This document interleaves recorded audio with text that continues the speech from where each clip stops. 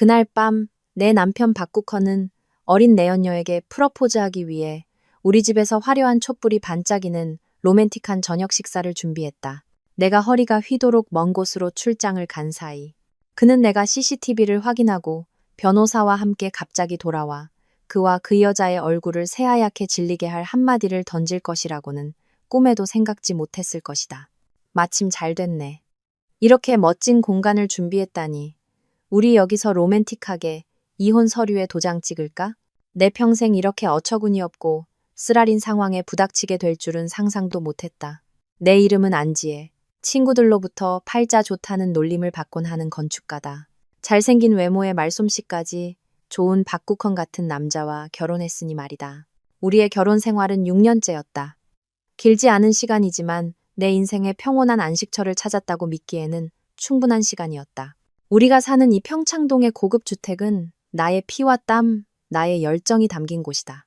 벽돌 하나, 정원의 나무 한 그루, 가구 하나하나까지 모두 내 손으로 직접 디자인하고 골랐다. 건축 비용의 대부분도 내가 수주한 계약과 설계도면 앞에서 지새운 수많은 밤으로부터 나왔다. 나는 남편에게 한 번도 계산적으로 대한 적이 없었다. 부부의 것은 곧 우리의 것이며 가정은 함께 가꾸어 나가야 한다고 늘 생각했기 때문이다. 국헌 씨는 미디어 콘텐츠 회사의 마케팅 팀장으로 일하고 있었다. 안정적인 직업의 수입도 괜찮았지만 나와 비교하면 분명한 격차가 있었다. 나는 그가 자신만의 열등감을 가지고 있다는 것을 알기에 늘 다정하고 경청할 줄 아는 아내. 결코 남편보다 잘난 척하거나 무시하지 않는 아내인 척 노력했다. 집안의 모든 결정은 그의 의견을 물었다. 결국 그 비용을 지불하는 사람이 나라는 걸 알면서도 말이다. 나는 나의 이런 조용한 희생을 그가 이해하고 소중히 여겨줄 것이라 생각했다. 하지만 약 반년 전부터 무언가 잘못되어 가고 있음을 느끼기 시작했다. 국헌 씨는 주말에 갑작스러운 회의가 잦아졌고 예고 없는 번개 출장도 늘어났다. 그는 자신의 외모에도 훨씬 더 신경 쓰기 시작했다. 고가의 명품 향수, 명품 옷들이 그의 옷장에 점점 더 많이 나타났다. 내가 물으면 그는 그저 웃으며 요즘 업무상 외부 미팅이 많아져서 거래처 앞에서 이미지를 지켜야 한다고 말했다. 일에 지쳐 있었고 남편을 거의 절대적으로 신뢰했던 나는 조금도 의심하지 않았다. 오히려 내가 너무 예민하고 그의 스트레스를 이해해주지 못한다고 자책하기까지 했다. 하지만 이상한 낌새의 정점은 바로 지난주, 내 인생을 완전히 바꿔놓은 운명의 그 주였다. 국헌 씨는 갑자기 비정상적으로 다정하고 로맨틱해졌다. 매일 저녁 일찍 퇴근해 내가 좋아하는 음식을 직접 만들어 주었다. 예전에는 집안일에 거의 손도 대지 않던 그였는데 말이다. 그는 내게 꽃을 선물하고 아주 오랫동안 듣지 못했던 달콤한 말들을 속삭였다. 내가 설거지하고 있을 때 뒤에서 껴안으며 내 귓가에 이렇게 말했다. 여보, 너무 힘들지? 당신 제주도 출장 다녀오면 내가 엄청나게 큰 서프라이즈를 준비해 놓을게. 장담하는데 당신은 세상에서 가장 행복한 여자가 될 거야. 제주도 출장. 우리 회사가 1년 내내 공들여온 중요한 프로젝트였고 내가 총책임자였다. 원래는 다음 달에 가기로 되어 있었지만 클라이언트 측에서 갑자기 일정을 앞당기기를 원했다. 정말 가야 해? 나는 아쉬움 섞인 목소리로 그에게 물었다. 물론이지, 자기야. 그는 나를 더 꽉 껴안았다. 당신 커리어에 엄청난 기회잖아. 걱정 말고 다녀와. 집안일은 내가 다 알아서 할게. 잘 다녀와서 내가 준비한 큰 선물 받으라고. 그의 열렬한 지지는 나를 감동시켰고 마음속에 희미한 의심을 씻어냈다. 나는 그가 정말로 나의 희생을 깨닫고 보답하고 싶어 한다고 생각했다. 나는 그가 약속한 엄청난 서프라이즈를 기대하며 기쁘게 짐을 쌌다. 내가 떠나기 전날 국헌 씨는 세심하게 온갖 당부를 했다. 출장 가서 힘들 텐데 일에만 집중해. 집안일은 걱정하지 말고. 집에 내가 있으니까 괜히 전화 자주 해서 신경 쓰지 말고 프로젝트 잘 마치고 돌아와. 그의 말은 참으로 합리적이고 사려 깊게 들렸지만 어째서인지 마음 깊은 곳에서 이상한 느낌, 무언가 잘못되었다는 희미한 예감이 피어올랐다. 문득 한 가지가 떠올랐다. 우리 집에는 아주 현대적인 CCTV 보안 시스템이 설치되어 있었다. 몇 달 전 우리 동네에 몇 차례 도둑이 들어서 내가 적지 않은 돈을 투자해 설치한 것이었다. 대문, 정원, 거실, 주방까지 곳곳에 카메라가 있었고 오직 우리 침실에만 없었다. 모든 것은 내 휴대폰과 노트북에 연결되어 있어 언제 어디서든 확인할 수 있었다. 나는 국헌 씨의 휴대폰에도 그 앱을 설치해주고 필요할 때를 대비해 사용법을 알려주었다. 당신 가끔 CCTV 확인해봐요. 요즘 치안이 별로 안 좋으니까. 내가 이렇게 말하자 그는 아주 진지한 표정으로 고개를 끄덕였다. 하지만 나는 내가 도둑을 막기 위해 설치한 이 보안 시스템이 결국 더 무서운 도둑, 내 행복과 결혼 생활을 훔쳐간 도둑을 발견하게 해줄 줄은 몰랐다. 그날 아침 국헌 씨는 나를 공항까지 차로 데려다 주었다. 그는 나를 꼭 껴안고 이마에 입을 맞추며 말했다. 조심해서 다녀와 여보, 기다리고 있을게.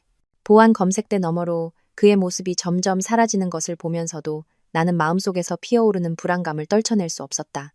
비행기는 이륙했고 나는 내가 모든 열정을 쏟아부은 집이 있는 서울을 떠났다. 나는 이 출장이 행복한 서프라이즈의 시작이 아니라 내 인생 최악의 악몽의 서막이 될 줄은 꿈에도 몰랐다. 제주도에 도착한 비행기는 도시가 막 불을 밝힐 무렵 착륙했다. 짭짤한 바다 내음이 섞인 따뜻한 공기가 불어와 기분이 조금 나아졌다. 클라이언트는 나를 매우 환대했다. 그들은 협재 해수욕장이 바로 보이는 호텔의 스위트룸을 마련해 주었다. 발코니에 서니 철썩이는 파도 소리가 들렸다. 본래라면 평화로워야 할 소리였지만 오늘 밤 내 마음속에서는 이름 모를 파도를 일으키고 있었다. 나는 즉시 일에 뛰어들었다. 클라이언트와 회의하고 설계 도면의 마지막 세부 사항을 수정했다. 모든 것이 예상보다 순조롭게 진행되었다. 클라이언트 측은 내 제안에 완전히 설득당했다. 그들은 젊은 건축가의 전문성과 비전에 대해 칭찬을 아끼지 않았다. 회의가 늦게 끝나고 나는 꽤 좋은 기분으로 호텔로 돌아왔다. 이래서의 성공이 잠시 마음속에 어두운 구름을 걷어냈다. 나는 국헌 씨를 그리고 그가 약속한 엄청난 서프라이즈를 생각했다. 어쩌면 그가 정말 변했을지도 모른다. 어쩌면 이전의 냉담함은 업무 스트레스 때문이었고 이제는 내게 보답하고 싶어 하는 것일지도 모른다. 희미한 희망의 불씨 하나만으로도 내 마음은 따뜻해졌다. 나는 그에게 전화를 걸기로 했다. 일의 기쁨을 나누고 그리운 그의 목소리를 듣고 싶었다. 전화벨이 한참 울린 뒤에야 그가 받았다. 여보? 수화기 넘어 그의 목소리는 평소와 달리 어딘가 다급하고 부자연스러웠다. 회의 끝났어? 다 괜찮지? 나는 신나게 회의에 대해, 클라이언트의 칭찬에 대해 이야기했다. 그도 몇 마디 칭찬을 했지만 나는 그의 말 속에서 분명한 건성임을 느꼈다. 여보, 피곤할 텐데 일찍 쉬어. 나도 일찍 자야겠어. 내일 회사에서 처리할 일이 산더미야. 그는 내게 더 말할 틈도 주지 않고 서둘러 전화를 끊었다. 짧게 끝난 통화는 내게 형언할 수 없는 허탈감을 남겼다. 아직 밤 9시가 조금 넘었는데 그렇게 일찍 잘 일이 뭐가 있을까? 평소 이 시간이면 그는 게임을 하거나 축구를 보고 있을 텐데. 공항에서의 불길한 예감이 다시 돌아왔다.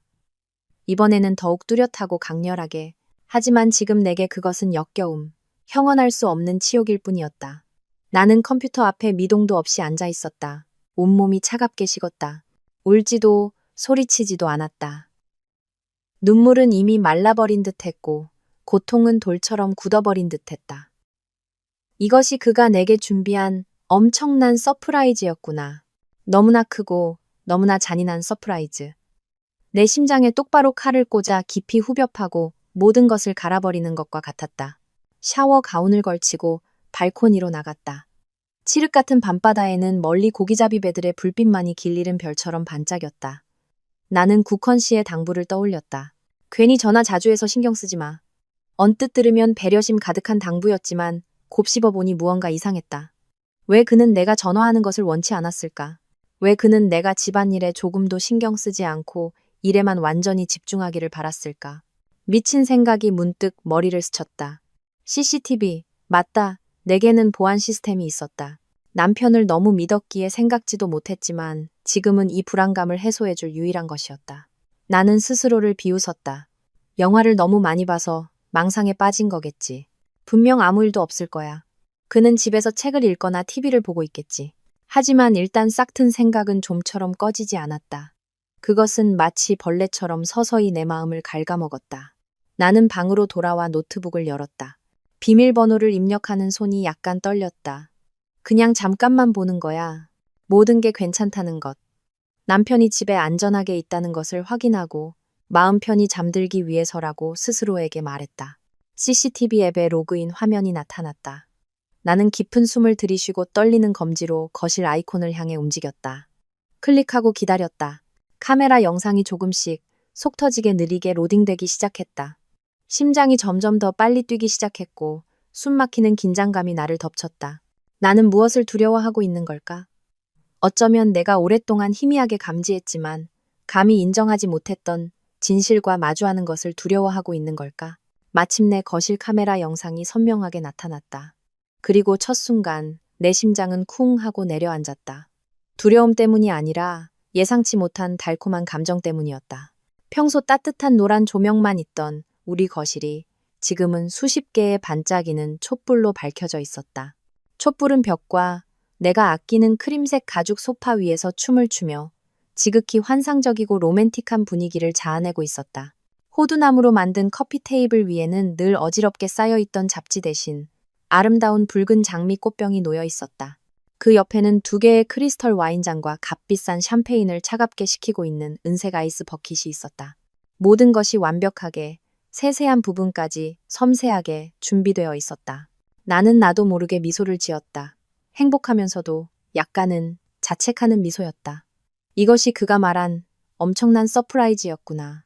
내가 돌아오는 것을 환영하기 위해 이 모든 것을 준비했구나. 내가 괜한 의심을 했구나. 남편을 오해했구나. 마음속에 따뜻한 감정이 차올랐고 조금 전의 모든 불안과 걱정은 사라졌다. 나는 의자에 등을 기대고 노트북 화면을 통해 그 로맨틱한 풍경을 미소 지으며 바라보았다.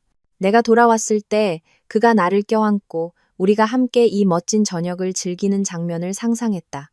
내가 달콤한 상상에 빠져 있을 때 한 사람이 화면에 나타났다. 국헌 씨였다. 그는 멋진 검은색 정장을 입고 머리는 깔끔하게 빗어 넘겼다. 평소 집에서 편한 옷차림으로 게임하던 그 남자와는 완전히 다른 모습이었다. 그는 마치 로맨스 영화의 남자 주인공 같았다.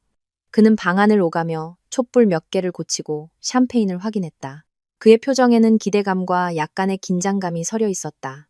나를 기다리고 있구나. 나는 속으로 생각했다. 하지만 그때 작은 디테일 하나가 내 입가에 미소를 굳게 만들었다. 국헌 씨는 시계를 본 뒤 휴대폰을 꺼내 전화를 걸었다. 그는 매우 빠르게 약간 초조한 목소리로 말했다. 자기, 아직 도착 안 했어? 나 한참 기다렸잖아. 빨리 와. 모든 준비 다 끝났어. 자기? 왜 자기라고 부르는 거지? 내가 아직 제주도에 있다는 걸 모르는 걸까? 차가운 기운이 등줄기를 타고 올라왔다. 아니, 분명 뭔가 착각일 거야. 어쩌면 이 파티 준비를 도와줄 친구와 통화하는 거겠지. 나는 그 비논리적인 이유에 필사적으로 매달렸다. 하지만 그때 집의 현관문이 열리고 한 여자가 들어섰다. 그 사람은 내가 아니었다. 아주 젊은, 아마도 20대 초반으로 보이는 여자였다. 그녀는 몸매를 드러내는 하얀색 슬립 드레스를 입고 있었고 긴 머리는 웨이브를 넣었으며 얼굴은 인스타그램 인플루언서처럼 완벽하게 화장되어 있었다. 나는 그녀를 알아보았다. 임혜진 국헌 씨 부서의 신입사원이었다. 내가 그의 회사에 갔을 때 몇 번 마주친 적이 있었다. 그때마다 그녀는 아주 예의 바르게 내게 인사했다. 사모님, 안녕하세요. 나는 그 여자에게 별 관심이 없었다. 그저 남편의 수많은 동료 중 한 명이라고만 생각했다. 그런데 왜 그녀가 지금 이 시간에 이런 로맨틱한 분위기 속에 우리 집에 나타난 걸까? 국헌 씨는 그녀를 맞으러 문으로 달려나갔다. 상사의 사교적인 악수가 아닌 뜨거운 포옹으로. 그는 그녀를 꽉 껴안고 그녀의 머리카락에 얼굴을 묻고 숨을 들이마셨다. 그리고 그는 몸을 숙여 그녀의 입술에 깊고 열정적인 키스를 퍼부었다. 그 순간 나의 모든 세상이 무너져 내렸다. 내 앞에 노트북 화면이 흐려지고 귀가 멍멍해지며 아무것도 들리지 않았다. 나는 그저 내가 남편이라 부르던 남자가 내가 지은 집안에서 내가 어리석게도 나를 위한 것이라 생각했던 로맨틱한 공간 안에서 다른 여자를 애무하는 것을 멍하니 바라볼 수밖에 없었다. 그들은 서로를 부축하며 거실로 들어왔다. 국헌 씨는 그녀에게 와인을 따라주고 친절하게 의자를 빼주었다. 그들은 마주 앉아 손을 잡고 사랑스러운 눈빛으로 서로를 바라보았다. 반짝이는 촛불이 그들의 눈에 비쳐 내가 이 장면을 목격하고 있는 것이 아니라면 아마도 너무나 아름답고 로맨틱하다고 감탄했을 법한 광경을 만들어냈다. 나는 그녀를 알아보았다.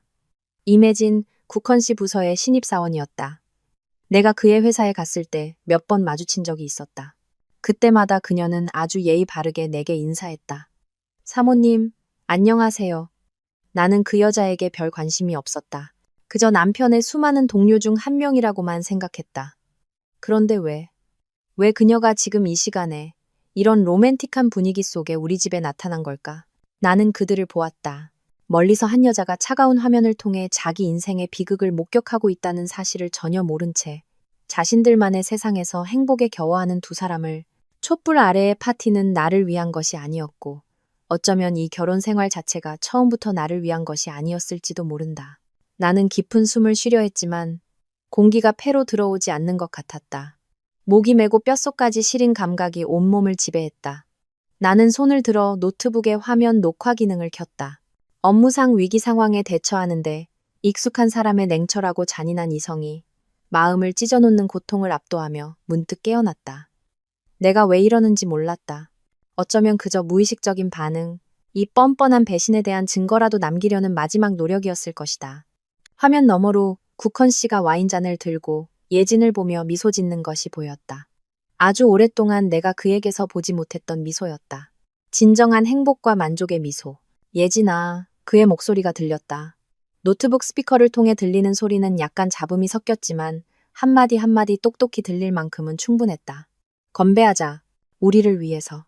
새로운 시작을 위해서. 새로운 시작? 그의 새로운 시작이 나의 끝 위에 세워지는 것이란 말인가? 나는 이를 악물었다. 임혜진도 잔을 들며 애교 섞인 목소리로 말했다. 국헌 씨, 정말 깜짝 놀랐어요. 이걸 다 준비했을 줄은 몰랐어요. 국헌 씨는 만족스러운 미소를 지었다. 네가 기쁘면 됐어. 이 기회를 얼마나 오래 기다렸는지 몰라. 집에 계신 그 사모님 출장 갈 때까지 기다려야 내가 하고 싶은 걸 자유롭게 할 수 있었거든. 그 사모님. 그는 나를 그렇게 부르고 있었다. 비아냥과 거리감이 가득한 호칭. 그의 눈에 나는 아내도 인생의 동반자도 아닌 그저 귀찮은 사모님. 그가 항상 벗어나고 싶어 했던 거대한 그림자일 뿐이었다. 그렇게 말하면 지혜 언니가 너무 불쌍하잖아요. 임혜진이 말했지만 그녀의 목소리에는 동정심이라곤 한 톨도 없었다. 오직 승리감만이 가득했다. 언니도 능력 있고 예쁜데. 능력 있는 건 맞지. 국헌 씨는 와인을 한 모금 마셨다. 목소리가 시큰둥해졌다. 근데 항상 일밖에 모르는 여자랑 사는 게 얼마나 피곤한지 알아. 집에 오면 설계 도면 계약서 얘기뿐이야. 그녀는 한 번도 내 말을 제대로 들어준 적이 없어. 내 스트레스를 이해해 준 적도 없고. 난 내 집에서 외로웠어, 예진아.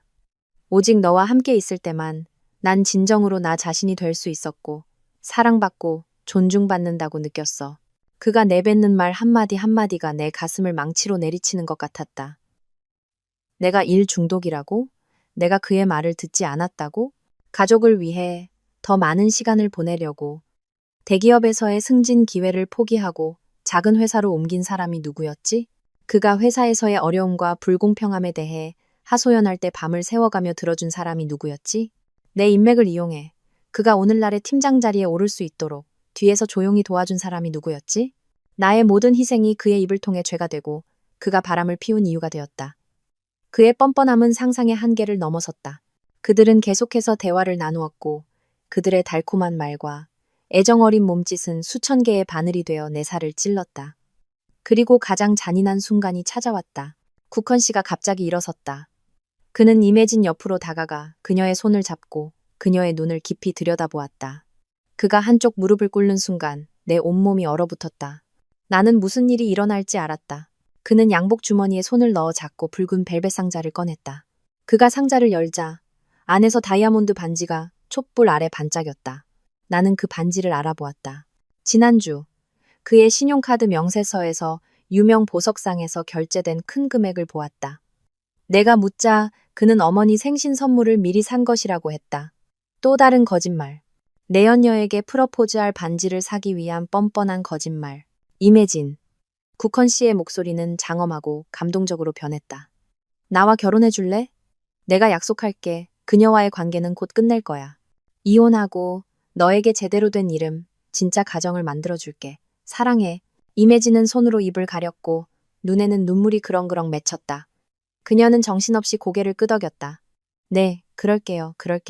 국헌 씨는 기쁨을 감추지 못했다. 그는 떨리는 손으로 그녀의 약지에 반지를 끼워주었다.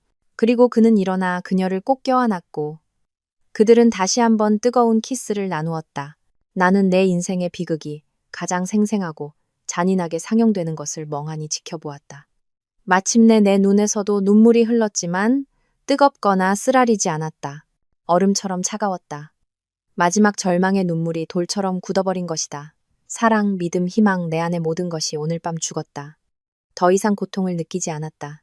오직 무서운 공허함과 모든 것을 불태울 준비가 된 증오의 불길만이 조용히 타오르고 있었다. 나는 화면을 그들의 행복한 얼굴을 보았다. 차갑고 단호한 결심이 내 머릿속에 형성되었다. 너희들이 연극을 하고 싶었다고? 좋아. 내가 훨씬 더 멋진 연극을 보여주지. 이 무대는 내 것이고 결말을 결정하는 사람도 바로 나일 테니까. 노트북 화면은 여전히 밝게 빛나며 두 연인의 로맨틱한 비극을 상영하고 있었다. 하지만 나는 더 이상 그것을 보지 않았다. 내 눈빛은 텅 비어 있었다. 얼마나 오랫동안 의자에 미동도 없이 앉아 있었는지 모른다. 밖의 파도 소리는 여전히 철썩이고 방 안의 에어컨은 조용히 돌아갔지만 내 귀에는 오직 죽음과 같은 정적만이 맴돌았다. 초기의 고통은 지나가고 기이할 정도의 마비 상태가 찾아왔다. 마치 내 몸에서 분리되어 공중에 떠서 가장 사랑했던 남편에게 배신당한 불쌍한 여자를 내려다보는 것 같았다. 드라마에서처럼 소리치거나 미친 듯이 물건을 부수지도 않았다. 현실은 때로 영화보다 더 잔인했고 소리 없이 다가와 사람의 영혼을 안에서부터 갉아먹었다. 나는 컴퓨터를 끄지도 그 역겨운 영상을 지우지도 않았다. 나의 어리석음과 맹목에 대한 잔인한 상기물로 그냥 두었다. 나는 일어나 호텔방의 미니 냉장고로 향했다. 생수 한 병을 꺼내 단숨에 들이켰다. 차가운 물줄기가 목을 타고 내려가며 정신을 조금 차리게 해주었다. 정신을 차려야 했다. 지금은 무너지거나 약해질 때가 아니었다. 약해지면 그들을 기쁘게 할 뿐이었다. 나는 화면을 그들의 행복한 얼굴을 보았다. 차갑고 단호한 결심이 내 머릿속에 형성되었다. 너희들이 연극을 하고 싶었다고? 좋아. 내가 훨씬 더 멋진 연극을 보여주지. 이 무대는 내 것이고 결말을 결정하는 사람도 바로 나일 테니까. 나는 발코니로 나가 짭짤한 밤바다 공기를 깊이 들이마셨다. 거센 바람이 머리카락을 헝클었지만 신경 쓰지 않았다. 가슴속에서 타오르는 증오의 불길을 끄려면 이 거친 바람이 필요했다. 나는 내 인생의 비극이 가장 생생하고 잔인하게 상영되는 것을 멍하니 지켜보았다. 마침내 내 눈에서도 눈물이 흘렀지만 뜨겁거나 쓰라리지 않았다. 얼음처럼 차가웠다.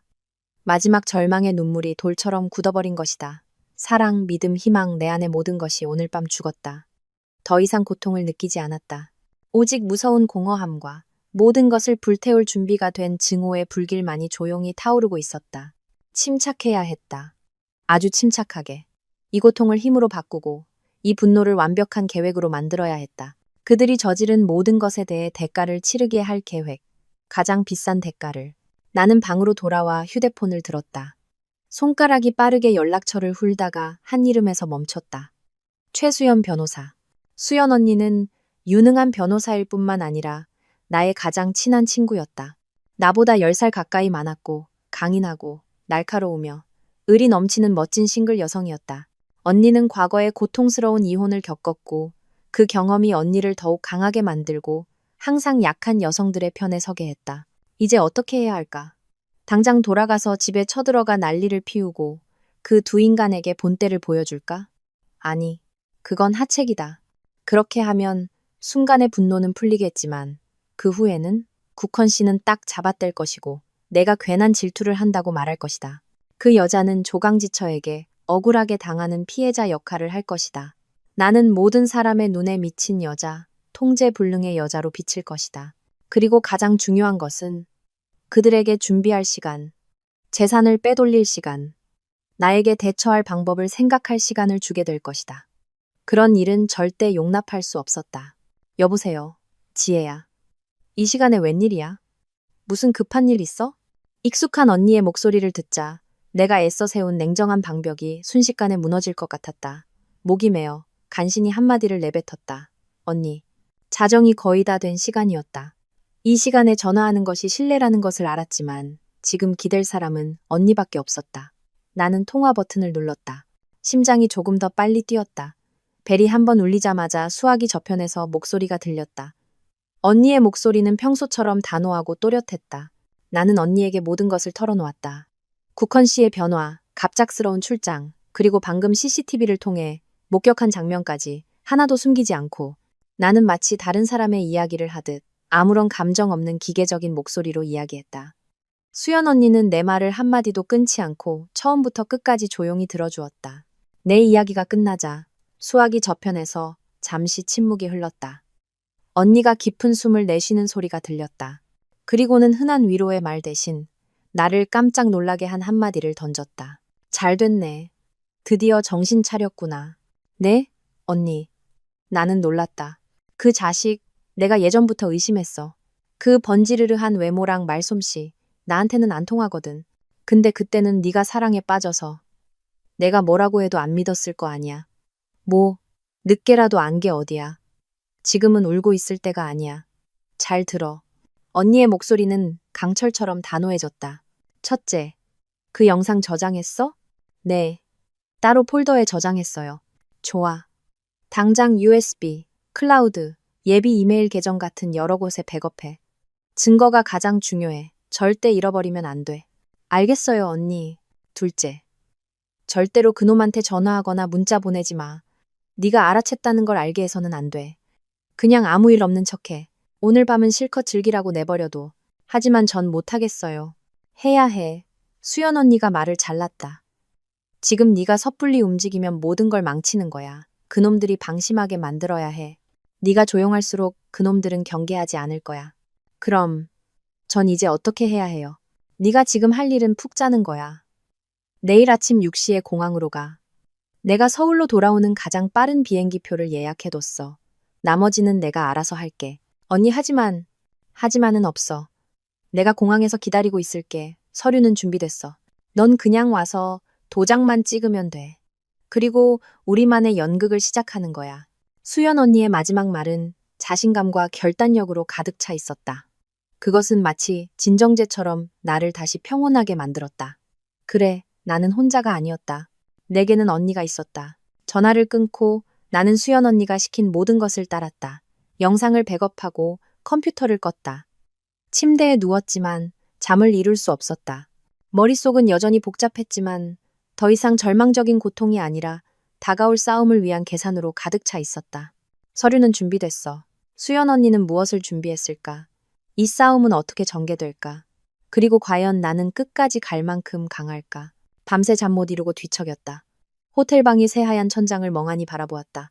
다른 여자에게 무릎 꿇고 프러포즈하는 국헌 씨의 모습이 고장난 필름처럼 머릿속에서 반복 재생되었다. 그럴 때마다 심장이 뼛속까지 시린 통증으로 아려왔다. 하지만 그 고통 속에서 증오의 불길은 점점 더 격렬하게 타올랐다. 더 이상 누워있을 수 없었다. 일어나 발코니로 나갔다. 제주의 밤은 참으로 아름답고 평화로웠다. 내 마음속에서 울부짖는 폭풍과는 너무나도 달랐다. 난간에 기대어 바닷바람이 피부를 스치게 하며 평정을 되찾으려 애썼다. 나는 우리의 6년간의 결혼 생활을 회상하기 시작했다. 오늘의 배신에 대한 이유, 설명을 찾으려 애썼다. 우리는 사랑했었다. 아주 많이 사랑했었다. 국헌 씨를 처음 만났을 때 그는 지방에서 올라와 도시에서 자수성가하려는 청년이었다. 가진 것은 성실함과 강한 의지뿐이었다. 바로 그 점이 나를 끌어당겼다. 어릴 때부터 비단 옷을 입고 자라 놀고 먹기만 하는 부잣집 도련님들에게 질려있던 나에게 국헌 씨는 평온함과 순수한 사랑을 느끼게 해주었다. 부모님은 이 결혼을 격렬하게 반대하셨다. 집안 차이가 너무 난다며 국헌 씨가 나를 이용하는 것뿐이라고 하셨다. 하지만 나는 모든 것을 무릅쓰고 부모님께 반항하며 그의 곁에 남았다. 우리 사랑이 모든 장애물을 극복할 만큼 크다고 생각했다. 결혼 후 나는 내 모든 저축과 부모님께 빌린 돈으로 이 집을 지었다. 국헌 씨에게 보금자리, 그가 자신의 배경에 대해 위축되지 않고 자랑스러워할 수 있는 곳을 만들어주고 싶었다.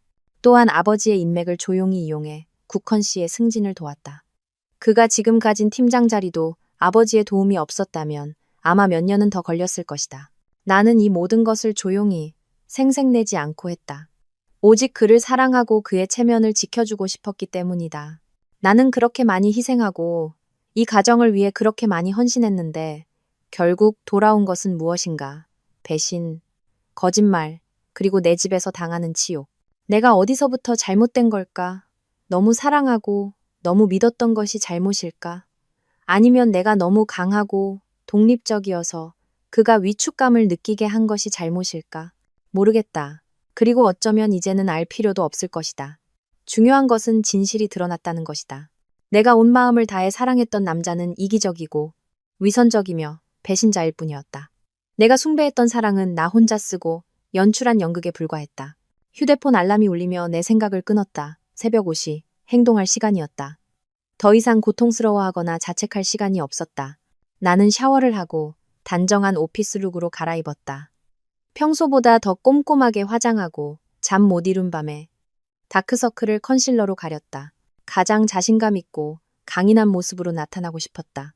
그들에게 나의 무너진 모습을 보여줄 수 없었다. 짐을 챙기고 호텔을 체크아웃하고 택시를 타고 공항으로 향했다. 서울로 가는 가장 빠른 비행기는 6시 30분에 이륙했다. 비행기 창밖으로 떠다니는 하얀 구름을 보며 내 마음도 그처럼 텅 비고 막막했다. 하지만 그 막막함은 오래가지 않았다. 비행기가 고도를 낮추기 시작하고 익숙한 서울의 건물들이 보이자 강철 같은 결심이 다시 솟아올랐다. 이곳은 나의 도시, 내가 태어나고 자란 곳이다. 내 땅에서 누구도 내 명예와 삶을 짓밟게 두지 않을 것이다. 비행기가 착륙하고 나는 수암을 찾는 곳에서 빠르게 걸어 나왔다. 멀리서 익숙한 수연 언니의 모습이 보였다. 언니는 검은색 정장을 입고 머리는 높게 묶었으며 선글라스를 끼고 있었다. 강인하고 권위 있는 기운이 느껴졌다. 나를 보자 언니는 선글라스를 벗고 가볍게 미소 지었다. 왔구나. 꼬리말이 아니네. 언니는 태연한 목소리로 말했지만 눈빛에는 숨길 수 없는 걱정이 담겨 있었다. 나는 고개를 끄덕이며 억지로 미소를 지었다. 괜찮아요, 언니. 마중 나와줘서 고마워요. 가자. 할 일이 많아. 언니는 내 팔짱을 끼고 주차장으로 곧장 향했다. 돌아오는 차 안에서 언니는 내 감정에 대해 더 묻지 않았다. 지금 내게 필요한 것이 위로가 아니라는 것을 알았기 때문이다. 언니는 오직 앞으로의 계획에만 집중했다. 네가 보낸 영상 봤어. 아주 좋아. 선명하고 변명의 여지가 없어. 이제 그놈이 대책을 세우기 전에 신속하게 움직여야 해. 언니는 능숙하게 운전하며 말했다. 내가 완벽한 이혼 합의서를 준비해놨어. 재산 분할은 유책 배우자가 불리하게 적용되는 원칙에 따를 거야. 그 집은 대부분 내 돈과 내 부모님 돈으로 지었어. 사실상 혼전 재산이지. 그놈은 거의 한 푼도 못 받을 거야. 결혼 후 형성된 다른 재산들, 차나 예금 같은 것들도 그놈이 재산을 빼돌린 증거가 있으니 우리가 이길 확률은 거의 100%야. 수연 언니의 분석을 들으니 마음이 훨씬 든든해졌다. 이런 순간에 이렇게 똑똑하고 결단력 있는 친구가 곁에 있다는 것은 정말 큰 행운이었다. 그럼 지금 바로 집으로 가는 거예요? 내가 물었다. 수연 언니가 고개를 끄덕였다. 기습해야 해. 그놈들이 손 쓸 틈도 없이. 넌 그냥 침착하게 있어. 모든 건 내가 알아서 할게. 넌 그냥 나타나서 증거를 내밀고 할 말만 하면 돼. 명심해. 절대 약한 모습 보이면 안 돼. 울어서도 안 되고 네가 차갑고 단호할수록 넌 이기는 거야. 차가 익숙한 길로 접어들어 내 집이 있는 동네로 향하자 심장이 다시 빨리 뛰기 시작했다. 곧 그와 잔인한 진실과 마주해야 했다. 하지만 이번에는 더 이상 혼자도 두렵지도 않았다. 나는 준비가 되어 있었고 증거가 있었고 훌륭한 친구가 곁에 있었다. 차가 집 대문 앞에 멈췄다. 내가 한때 사랑하고 보금자리라 여겼던 집을 바라보았다. 이제는 곧 막을 내릴 연극을 위한 차가운 무대에 불과했다. 나는 깊은 숨을 들이쉬고 손에 든 서류 뭉치를 꽉 쥐었다. 차 문이 열렸다. 이제 들어가서 마주하고 모든 것을 끝낼 시간이었다. 나와 수연 언니는 차에서 내렸다. 아침 햇살이 눈부시게 쏟아졌다. 나는 눈을 가늘게 뜨고 우리 집을 바라보았다. 검은색 철제 대문은 여전히 굳게 닫혀 있었다. 모든 것이 평화로워 보였다. 무서울 정도로 거짓된 평화. 아마 지금쯤 국헌 씨는 내연녀와 뜨거운 밤을 보낸 후 단잠에 빠져 있겠지. 혹은 커피를 마시며 그 여자와의 미래를 계획하고 있을지도 모른다. 나의 행복의 잿더미 위에 세워질 미래를. 수연 언니가 내 어깨를 가볍게 두드렸다. 준비됐어? 나는 고개를 끄덕였다. 눈빛이 단호해졌다. 네, 준비됐어요. 나는 가방에서 열쇠 꾸러미를 꺼냈다. 손은 전혀 떨리지 않았다. 열쇠를 자물쇠에 꽂았다. 철컥하는 건조한 소리가 울렸다. 현관문이 서서히 열렸다. 가장 먼저 우리 눈에 들어온 것은 난장판이었다. 샴페인 병이 바닥에 뒹굴고 붉은 립스틱 자국이 남은 2개의 유리잔이 테이블 위에 덩그러니 놓여 있었다. 장미꽃잎은 시들기 시작해 사방에 흩어져 있었다. 공간에는 여전히 향초와 와인, 그리고 짙은 여자 향수 냄새가 맴돌았다. 모든 것이 타락한 하룻밤의 흔적이었다. 심장이 둔한 통증으로 아려왔지만 나는 재빨리 그 감정을 억눌렀다. 지금은 감정이 끼어들 때가 아니었다. 문이 열리는 소리에 안에서 사람이 깨어난 듯했다. 계단에서 국헌 씨가 내려왔다. 그는 잠옷바지만 입고 상의는 벗은 채 머리는 헝클어져 있었다. 졸리고 피곤해 보였다. 나를 보자 그는 순간 멈칫했고 눈이 놀라움으로 커졌다. 지혜야? 어떻게 이 시간에 왔어? 그는 더듬거리며 말했고 목소리에는 당황함을 감추지 못했다. 그는 황급히 주위를 둘러보았다. 누군가를 찾는 듯했다. 그리고 내 옆에 서 있는 수연 언니를 보자 그의 표정은 더욱 혼란스러워졌다. 어떻게 미리 연락도 없이. 그리고 이분은 그가 말을 채 끝내기 전에 우리 침실에서 다른 낯선 목소리가 들려왔다. 국헌 씨, 누구 왔어요? 왜 이렇게 시끄러워요? 침실 문이 열리고 임혜진이 내려왔다. 그녀는 국헌 씨의 셔츠 하나만 걸친 채 늘씬한 다리를 드러내고 있었다. 머리는 여전히 헝클어져 있고 얼굴은 피곤해 보였지만 눈빛만은 만족감을 느낀 여자의 그것처럼 빛나고 있었다. 나를 보자 그녀의 입가에 걸려있던 미소가 순식간에 사라졌다. 그녀는 계단에 못 박힌 듯 서서 얼굴색이 놀라움에서 공포로 변했다. 우리 셋은 숨막히는 침묵 속에서 마주섰다. 공간은 끈적하게 굳어버린 것 같았고 각자의 심장 박동 소리마저 들리는 듯했다. 이제 연극의 막을 내릴 시간이었다. 침묵을 깬 것은 나였다. 나는 소리치지도 욕하지도 않았다. 그저 가볍지만 등골이 오싹할 정도로 차가운 미소를 지었다. 나는 천천히 거실로 걸어가 가방과 서류 뭉치를 테이블 위에 내려놓았다. 남편이 공들여 준비한 로맨틱한 공간을 한 바퀴 둘러보았다. 와, 정말 아름답네요. 나는 목소리를 냈다. 내 목소리가 너무나 맑고 평온해서 나 자신도 놀랄 정도였다. 장미꽃, 향초, 와인까지. 저 돌아온다고 이렇게 준비한 거예요, 여보? 국헌 씨의 얼굴에서 핏기가 싹 가셨다. 그는 어떻게 대답해야 할지 몰라. 그저 서서 더듬거릴 뿐이었다. 저기, 지혜야, 나는 그가 또 다른 거짓말을 지어낼 기회를 주지 않았다. 나는 계단에 돌처럼 굳어서 있는 임혜진을 향해 돌아섰다. 안녕하세요, 예진 씨. 남편 셔츠가 좀 커 보이네요. 그래도 잘 어울려요. 내 말은 보이지 않는 따귀가 되어 그녀의 뺨을 후려쳤다.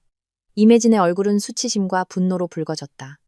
그녀는 황급히 옷깃을 여미며 나를 증오에 찬 눈빛으로 쳐다보았다. 나는 다시 국헌 씨를 보았다. 여전히 미소를 띤 채 나는 테이블로 다가가 수연 언니가 준비한 서류 뭉치를 들었다. 첫 장을 펼쳤다. 굵은 글씨로 이혼 신청서라고 쓰여 있었다. 나는 그 서류를 들고 국헌 씨 앞으로 다가갔다. 그는 반사적으로 한 걸음 물러섰다. 나는 그의 눈, 공포와 혼란으로 가득 찬 눈을 깊이 들여다보았다. 국헌 씨, 나는 여전히 기이할 정도로 다정하게 말했다. 마침 잘 됐네. 이렇게 멋진 공간을 준비했다니 마음에 쏙 들어요. 우리 여기서 로맨틱하게 이혼 서류에 도장 찍을까요? 내 말은 명료하고 단호하게 울려 퍼지며 남아있던 애매한 분위기를 완전히 깨뜨렸다. 그것은 가장 부드럽게 그러나 가장 잔인하게 선고된 사형 선고와 같았다. 국헌 씨는 내 손에 들린 이혼 서류를 뚫어져라 쳐다보다가 다시 나를 올려다보았다. 믿을 수 없다는 표정이었다. 그는 아마도 순하고 인내심 강했던 아내가 이렇게 단호하고 냉정한 일을 벌일 것이라고는 상상도 못했을 것이다. 그의 연극은 끝났고 이제 나의 연극이 시작될 시간이었다. 그가 내연녀에게 프로포즈하기 위해 만든 로맨틱한 공간은 이제 바로 그의 몰락을 위한 무대가 되었다. 방 안은 침묵에 잠겼다. 국헌 씨의 거친 숨소리와 벽에 걸린 괴종시계의 규칙적인 똑딱거림만이 들렸다. 우리의 결혼기념일 선물이었다. 초침이 움직일 때마다 숨막히는 정적을 망치로 내리치는 것 같았다. 안녕하세요, 예진 씨. 남편 셔츠가 좀 커 보이네요. 그래도 잘 어울려요. 내 말은 보이지 않는 따귀가 되어 그녀의 뺨을 후려쳤다. 임혜진의 얼굴은 수치심과 분노로 붉어졌다. 그녀는 황급히 옷깃을 여미며 나를 증오에 찬 눈빛으로 쳐다보았다. 국헌 씨, 나는 여전히 기이할 정도로 다정하게 말했다. 마침 잘 됐네.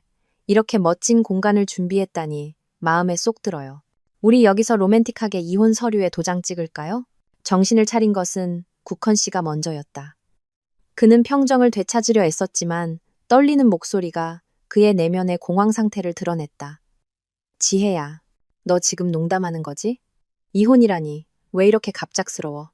무슨 일이 있으면 천천히 얘기로 풀자. 화난다고 함부로 행동하지 마. 얘기하자고요? 좋아요. 얘기하기 전에 우리 다 같이 짧은 영화 한 편을 보는 게 어떨까 싶네요. 아주 로맨틱한 영화예요. 나는 감정 없는 목소리로 말했다. 국헌 씨와 임혜진은 서로를 쳐다보았다. 당황한 표정이었다. 내가 무슨 짓을 하려는지 이해하지 못했다. 그리고 영상이 재생되기 시작했다. 처음에는 현재의 풍경과 똑같이 화려하게 장식된 거실이 보였다. 그 다음에는 정장을 입고 기대에 차 서성이는 국헌 씨의 모습이 나타났다. 그리고 임혜진이 등장하고 문 앞에서 나눈 뜨거운 포옹, 파티 테이블에서의 애정어린 몸짓, 모든 것이 내가 설치한 숨겨진 카메라에 의해 선명하게 녹화되어 있었다. 국헌 씨와 임혜진은 둘 다 얼어붙었다. 얼굴이 종이처럼 하얗게 질렸다. 그들은 화면 속의 자기 자신들, 너무나도 적나라하게 재현되는 자신들의 배신을 멍하니 바라보았다. 영상은 그들의 대화, 나에 대한 국헌 씨의 험담, 그의 약속들로 이어졌다. 모든 것이 조용한 방 안에 똑똑히 울려 퍼졌다. 항상 일밖에 모르는 여자랑 사는 게 얼마나 피곤한지 알아? 오직 너와 함께 있을 때만. 난 진정으로 나 자신이 될 수 있었어. 자신이 뱉은 말을 다시 듣는 국헌 씨의 얼굴은 붉어졌다, 하얘졌다 했다. 그는 자신의 모든 행동과 말이 지난밤 녹화되었으리라고는 상상도 못했다. 영상의 절정은 국헌 씨가 무릎을 꿇고 다이아몬드 반지를 꺼내며 프러포즈하는 장면이었다. 나와 결혼해 줄래? 내가 약속할게. 그녀와의 관계는 곧 끝낼 거야. 이혼할 거야. TV 화면은 그녀가 고개를 끄덕이며 동의할 때의 환희에 찬 임혜진의 얼굴을 클로즈업했다. 영상이 끝나고 TV 화면이 검게 변하자 방 안에는 등골이 오싹한 침묵이 다시 찾아왔다. 하지만 그 침묵은 오래가지 않았다. 먼저 폭발한 것은 임혜진이었다. 그녀는 더 이상 연약하고 불쌍한 척하지 않았다. 그녀는 국헌 씨를 향해 돌아섰다. 눈에서는 불꽃이 튀었고 목소리는 증오에 차 끌어올랐다. 이혼? 이혼한다면서요? 지금 당신 아내가 이혼 서류 들고 여기 멀쩡히 서 있는 거 안 보여요? 날 속였어. 당신은 날 속였어. 국헌 씨는 당황하며 임혜진의 손을 잡고 설명하려 했다. 예진아, 진정해. 모든 게 네가 생각하는 것과 달라. 내가 해결할게. 해결? 어떻게 해결할 건데요? 임혜진은 국헌 씨의 손을 거칠게 뿌리쳤다.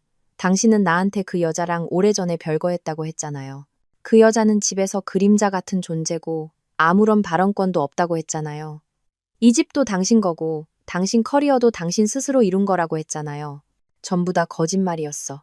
당신은 그냥 아내한테 빌붙어 사는 비겁한 남자였어.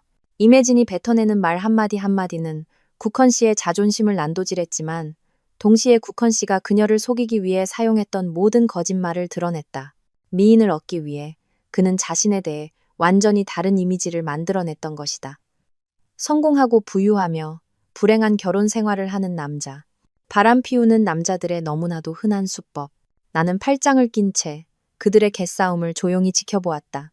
통쾌함보다는 그저 우습고 한심할 뿐이었다.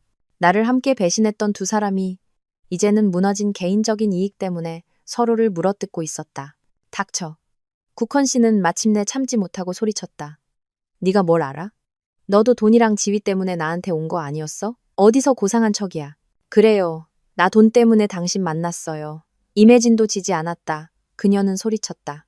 근데 당신이 나한테 뭘 해줬는데요? 얹혀 사는 집? 이름뿐인 팀장 자리? 당신은 사기꾼이야. 내 돈 돌려내. 그 가방, 그 시계, 그 여행 경비. 전부 내 돈이었어. 그들의 싸움은 점점 더 격렬하고 추해졌다. 그들은 서로에게 사준 모든 것을 들먹이며 한 푼 한 푼 따지기 시작했다. 지난밤의 로맨틱한 사랑 연극은 이제 추잡한 빛 독촉으로 변해 있었다. 바로 그때 지금까지 조용히 지켜보던 수연 언니가 차분하게 입을 열었다. 언니의 목소리는 조용했지만 그들의 싸움을 가로막는 위험이 있었다. 그만하시죠. 두 분이 싸울 필요는 없을 것 같네요. 모든 것은 법이 공정하게 해결해 줄 겁니다. 언니는 그렇게 말하고는 이매진에게 날카로운 시선을 던졌다. 그리고 이매진 씨, 좀 더 단정한 옷으로 갈아입는 게 좋겠네요. 그리고 제가 당신이라면 유능한 변호사를 찾아볼 겁니다. 당신은 단순히 남의 가정을 파탄낸 상간녀일 뿐만 아니라 재산 횡령의 공범으로 처벌받을 수도 있거든요.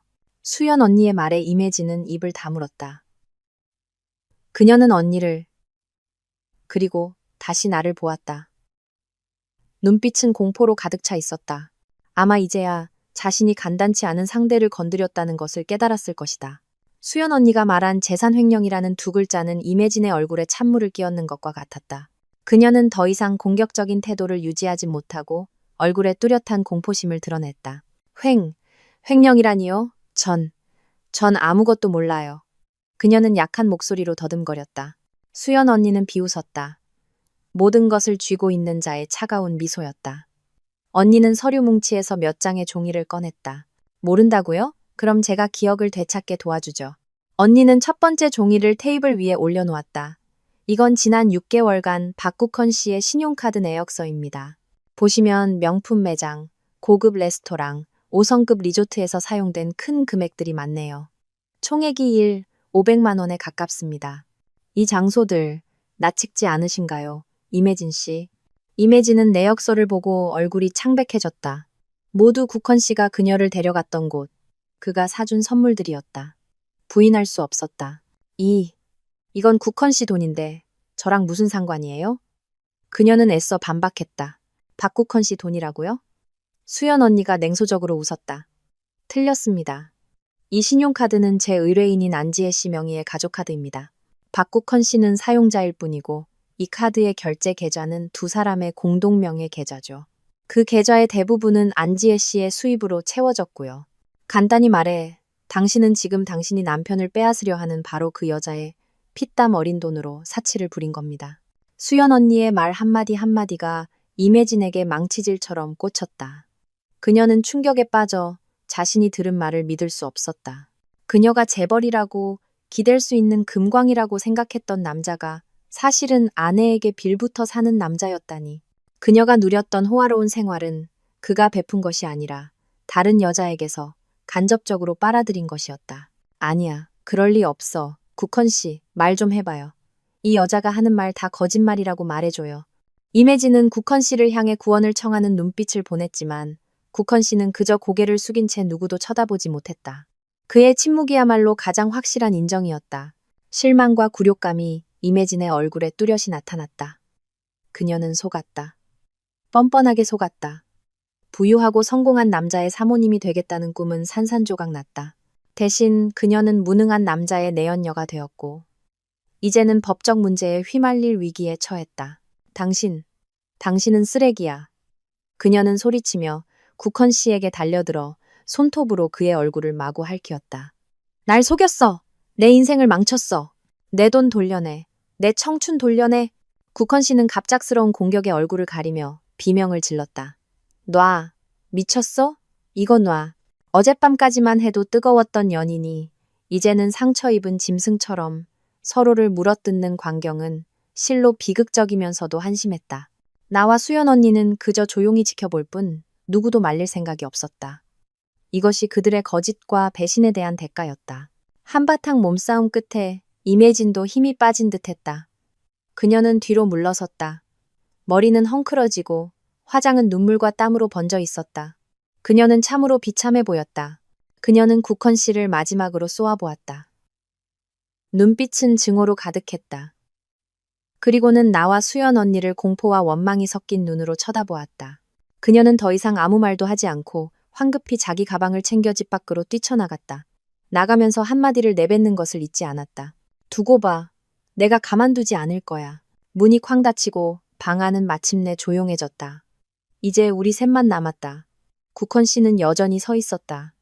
얼굴에는 피가 맺힌 할퀸 자국이 선명했다. 그는 모든 것을 잃은 폐잔병 같았다. 내연녀는 떠나고 진실은 드러났으며 위선적인 가면은 벗겨졌다. 그는 더 이상 잃을 것이 없었다. 나는 이쯤 되면 그가 고개를 숙이고 잘못을 빌 것이라고 생각했지만 나는 또다시 그의 뻔뻔함을 과소평가했다. 몇 분간의 침묵 후 그가 고개를 들었다. 눈빛에는 더 이상 공황 상태가 아닌 도전적인 기운이 서려 있었다. 잘났어, 안지혜. 네가 이겼어. 날 망신 주고 그 애를 쫓아내고 모든 걸 망쳐놨어. 이제 속이 시원해. 그는 원망 가득한 목소리로 말했다. 망쳐놨다고? 모든 것을 망친 사람이 누군데? 나는 그가 그런 말을 할 수 있다는 사실을 믿을 수 없었다. 당신이 바람 피우고 나를 속이고 내연녀를 이 집에 끌어들였잖아. 이제 와서 내 탓을 해? 내 탓이 아니면 뭔데? 국헌 씨가 목에 핏대를 세우며 소리쳤다. 네가 항상 일만 몰두하지 않았다면, 네가 항상 나보다 잘난 척하지 않았다면 내가 밖에서 위안을 찾지 않았을 거야.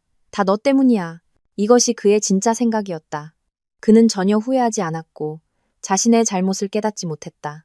그는 그저 자신의 잘못된 행동을 정당화할 핑계를 찾고 있을 뿐이었다. 나는 이 인간과 더 이상 할 말이 없었다. 모든 말이 무의미해졌다. 나는 수연 언니를 향해 피곤한 목소리로 말했다. 언니, 저 사람이랑 더 이상 얘기하고 싶지 않아요. 나머지는 언니가 처리해주세요. 알았어. 수연 언니가 고개를 끄덕였다. 언니는 한 걸음 앞으로 나아가 국헌 씨 앞 테이블에 이혼 서류를 놓았다. 박국헌 씨, 여기에 서명하는 게 모두를 위한 최선의 방법일 겁니다. 국헌 씨는 이혼 서류를 뚫어져라 쳐다보다가 갑자기 비열하게 웃었다. 서명? 내가 왜 해야 하지? 안 해. 너희들이 뭘 할 수 있는지 보자고. 이 집 나도 기여한 몫이 있어. 빈손으로 나갈 순 없지. 그는 그렇게 말하고는 휴대폰을 꺼내 번호를 눌렀다. 엄마. 지금 당장 우리 집으로 와요. 엄마 며느리가 아들을 집에서 쫓아내려고 해요. 그는 자신의 마지막 카드, 상황을 역전시킬 수 있다고 믿는 카드를 꺼내 들었다. 국헌 씨가 어머니에게 전화하는 것을 듣고도 나는 전혀 동요하지 않았다. 오히려 조금 기다렸다는 생각마저 들었다. 나는 그녀가 조만간 나타날 것이라는 것을 알고 있었다. 나의 시어머니, 문행자 여사. 지난 6년간 내가 애써 환심을 사려 했지만 단 한 번도 인정을 받지 못했던 사람. 그녀는 일찍 남편을 여의고 홀로 국헌 씨를 힘들게 키웠다. 아들에 대한 그녀의 사랑은 부인할 수 없지만 그것은 병적인 수준의 과보호와 통제로 변질되었다. 그녀는 항상 국헌 씨를 자신의 가장 소중한 재산으로 여겼고 그에게 다가오는 모든 여자를 아들을 빼앗아 가려는 적으로 간주했다. 특히 나처럼 성공하고 독립적인 며느리는 그녀에게 눈엣 가시였다. 그녀는 항상 열등감을 느꼈고 내 가치를 깎아내리고 시어머니로서의 권위를 증명하기 위해 흠을 잡고 비난할 구실만 찾았다. 나는 그녀의 등장이 상황을 좋게 만들기는커녕 불에 기름을 붓는 격이 될 것이라는 것을 알았다. 하지만 이 또한 피할 수 없는 대결이라는 것도 알았다. 문제를 완전히 해결하기 위해서는 그 모즈와 모두 맞서야 했다. 약 30분 후 초인종이 울렸다. 국헌 씨는 마치 구세주를 맞이하듯 황급히 달려가 문을 열었다. 시어머니 문행자 여사가 폭풍처럼 집 안으로 들어왔다. 그녀는 나를 쳐다보지도 수연 언니에게 인사하지도 않았다. 곧장 아들에게 다가가 그를 꼭 껴안고 눈물을 글썽였다. 국헌아, 내 아들. 세상에, 어쩌다 이 꼴이 됐어? 얼굴은 왜 이렇게 긁혔니? 그 여우 같은 년이 너를 때렸니? 그녀는 국헌 씨 얼굴의 상처를 안타깝게 어루만지며 말했다. 참으로 감동적인 모정 연극이었다. 국헌 씨는 어머니의 비호를 받는 아이처럼 하소연하기 시작했다. 목소리는 억울함으로 가득했다. 엄마, 얘 좀 보세요. 전 그냥 동료 직원을 일 때문에 집에 데려왔을 뿐인데 얘가 난리를 피우고 이혼하자고 집에서 나가라고 해요. 심지어 외부인이랑 짜고 저를 모함하고 해치려 해요. 세상에 그런 악독한 여자가 다 있나. 문행자 여사는 나를 향해 불꽃 튀는 눈으로 쏘아보았다. 안지혜, 너는 정말 독사 같은 년이구나. 우리 국헌이가 너한테 뭘 잘못했는데? 착하고 성실하고 아내를 지극정성으로 사랑하는 애한테 네가 어떻게 이럴 수 있어? 너 사람이니? 나는 그저 팔짱을 낀 채 그들 모자의 연극을 지켜보았다.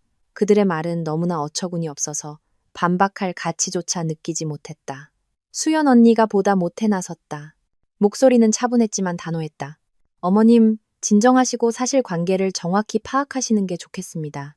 아드님은 동료를 일 때문에 집에 데려온 게 아니라 아내가 출장 간 틈을 타 내연녀를 집에 들여 프러포즈를 했습니다. 수연 언니는 여전히 켜져 있는 TV 화면을 가리켰다. 모든 진실이 여기에 녹화되어 있습니다. 원하시면 다시 보여드릴 수도 있고요. 그 말에 문행자 여사는 잠시 주춤했다. 그녀는 TV 화면을 힐끗 보고 다시 아들을 보았다. 눈빛에 약간의 의심이 서렸다. 하지만 그녀는 곧 그 생각을 떨쳐냈다. 볼 필요 없어. 난 내 아들 믿어. 분명 내년이 함정을 판 거겠지. 네 돈으로 그 계집애를 매수해서 우리 아들 모함하려고 연극 꾸민 거 아니야? 그녀의 맹목적인 비호는 실로 할 말을 잃게 만들었다. 그녀의 눈에 아들은 영원히 착한 아이, 절대 잘못을 저지르지 않는 아이였다. 모든 잘못은 다른 사람, 특히 며느리 탓이었다. 됐습니다. 어머님과 이 문제로 더 이상 언쟁하고 싶지 않습니다. 수연 언니는 인내심을 잃은 목소리로 말했다. 오늘 저희가 여기 온 것은 이혼 문제를 마무리 짓기 위해서입니다. 협조해 주시길 바랍니다. 이혼? 이혼은 무슨 이혼? 문행자 여사가 소리쳤다. 이 집은 내 아들이랑 며느리가 같이 일군 거야. 이혼하더라도 당연히 절반은 받아야지. 우리 며느리 돈 많고 능력 있잖아. 남편한테 재산 좀 나눠주는 게 뭐가 잘못됐어? 여자가 밖에 나가서 아무리 잘 나가도 집에 오면 아내 도리를 알아야지. 시댁에 헌신할 줄도 알아야 하고. 나는 그저 팔짱을 낀 채 그들 모자의 연극을 지켜보았다. 그들의 말은 너무나 어처구니 없어서 반박할 가치조차 느끼지 못했다. 수연 언니가 보다 못해 나섰다. 목소리는 차분했지만 단호했다. 문행자 여사는 종이에 적힌 빽빽한 숫자들을 눈을 가늘게 뜨고 쳐다보았다. 그녀는 그 숫자들이 무엇을 의미하는지 이해하지 못했지만 국헌 씨는 달랐다. 그가 거래 내역서를 힐끗 보는 순간 그의 얼굴색이 변하기 시작했다. 법? 어디서 법 타령이야. 문행자 여사가 입술을 삐죽였다. 내가 알려주지. 이 집에서는 내 말이 법이야. 국헌이는 내 아들이고 내 말을 들을 거야. 그깟 이혼 서류에 절대 도장 안 찍을 거라고. 어디 기다려봐. 너랑 내 잘난 집안이 세상 사람들 손가락질을 견딜 수 있는지 보자고. 딸 자식이 남편을 법정에 세워서 이혼하겠다고 나섰다는데 말이야. 그녀는 마지막 수단, 명예를 이용한 협박을 꺼내들었다. 그녀는 나와 우리 가족이 지위가 있고 체면을 중시한다는 것을 알았다. 내가 두려워하고 여론의 압박에 굴복할 것이라고 생각했다. 그녀는 소파에 털썩 주저앉아 팔짱을 끼고 의기양양한 표정을 지었다. 마치 승리를 확신한 듯했다. 국헌 씨도 어머니 뒤에 서서 안도의 한숨을 내쉬었다. 그는 어머니의 지원으로 상황을 역전시킬 수 있다고 믿었다. 그들 모자는 나에게 대항하기 위해 굳건한 동맹을 맺었다. 하지만 그들은 몰랐다. 그럴수록 자신들을 벼랑 끝으로 몰아넣고 있다는 것을. 그들은 나의 준비와 결심을 너무나도 과소평가했다. 됐습니다. 어머님과 이 문제로 더 이상 언쟁하고 싶지 않습니다. 수연 언니는 인내심을 잃은 목소리로 말했다. 오늘 저희가 여기 온 것은 이혼 문제를 마무리 짓기 위해서입니다. 협조해 주시길 바랍니다. 어머님, 맞아요. 내가 갑자기 조용한 목소리로 말했다. 이 집에서 어머님 말씀은 정말 힘이 있네요. 어머님이 말씀하시면 국헌 씨는 뭐든지 다 듣잖아요. 돈 보내는 것까지도 어머님 말씀을 참 잘 듣더라고요. 내 의미심장한 말에 국헌 씨와 시어머니는 동시에 멈칫했다. 그들은 서로를 쳐다보았다. 눈빛에 약간의 당혹감이 서렸다. 너 지금 무슨 헛소리야? 문행자 여사가 더듬거렸다. 제가 헛소리를 하는 건지 아닌지 보시면 아실 거예요. 나는 그렇게 말하고 수연 언니에게 신호를 보냈다. 수연 언니는 내 뜻을 알아차리고 가방에서 또 다른 서류 뭉치를 꺼냈다. 한두 장이 아닌 두툼한 뭉치였다. 언니는 첫 장을 펼쳐 문행자 여사 쪽으로 밀었다. 어머님, 이것은 지난 3년간 박국헌 씨와 안지혜 씨의 부부 공동 계좌 거래 내역서 4본입니다. 한번 보시죠. 문행자 여사는 종이에 적힌 빽빽한 숫자들을 눈을 가늘게 뜨고 쳐다보았다. 그녀는 그 숫자들이 무엇을 의미하는지 이해하지 못했지만 국헌 씨는 달랐다. 그가 거래 내역서를 힐끗 보는 순간 그의 얼굴색이 변하기 시작했다. 자세히 보실 필요 없습니다. 제가 요약해 드릴게요. 수연 언니가 여전히 차분한 목소리로 말했다. 하지만 한 글자 한 글자가 망치 같았다. 지난 3년간 이 공동 계좌에서 매달 정기적으로 큰 금액이 이체되었습니다. 수취인은 다름 아닌 어머님, 문행자 씨입니다. 수연 언니는 붉게 표시된 거래 내역 하나를 가리켰다. 예를 들어 지난달에는 아들이 어머니 용돈 드림이라는 내용으로 500만 원이 이체되었습니다. 그 전달에는 어머니 집 수리비 보탬이라는 내용으로 1억만 원이 이체되었고요. 그리고 특히 1년 전에는 어머니 땅 투자금이라는 내용으로 무려 5억만 원이 이체되었습니다. 너 나까지 조사했어? 문행자 여사는 떨리는 손으로 나를 가리켰다. 목소리에는 더 이상 의기양양함이 아닌 공포가 서려 있었다. 수연 언니는 내 뜻을 알아차리고 가방에서 또 다른 서류 뭉치를 꺼냈다. 한두 장이 아닌 두툼한 뭉치였다. 언니는 첫 장을 펼쳐 문행자 여사 쪽으로 밀었다. 국헌 씨는 입이 얼어붙었고 이마에서는 땀이 흐르기 시작했다. 그는 내가 이렇게 상세한 증거를 가지고 있을 줄은 상상도 못했다. 그는 더듬거렸다. 난 그냥 어머니께 용돈 드린 거야. 효도라고. 효도요? 수연 언니가 비웃었다. 아내의 돈을 빼돌려 어머니를 봉양하는 게 효도입니까? 모든 것을 함께 일군 배우자를 속이는 게 효도입니까? 박국헌 씨, 법은 그것을 효도라고 부르지 않습니다. 법은 그것을 혼인 중 공동재산 횡령이라고 부릅니다.